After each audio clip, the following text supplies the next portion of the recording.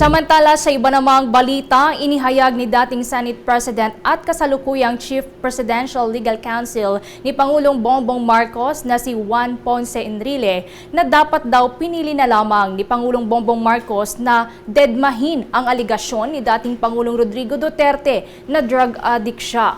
Tinutukoy ni Enrile ang naging pahayag kamakailan lamang ni Pangulong Bongbong Marcos na posibleng epekto ng paggamit nga ng dating Pangulong Duterte na fentanyl. Kaya't kung ano-ano na lamang ang kanya daw nasasabi sa Pangulo ng ating bansa laban sa kanya, kabilang na dyan ang pag-akusa kay Marcos na gumagamit ito ng iligal na droga. Sinabihan din ni Enrile na sinabi lamang ni Pangulong Bongbong Marcos na tumugon lamang ito ng naaayon at kung siya naman anya ang tatanungin ay mas mamabutihin na lamang nitong dedmahin ang sinabi ng dating Pangulo. Samantala, nakatakda namang mag-100 taong gulang na si Enrile sa Pebrero 14 po yan ng kasalukuyang taon. Isinilang nga noong 1924 si Enrile na may mahabang karera sa politika.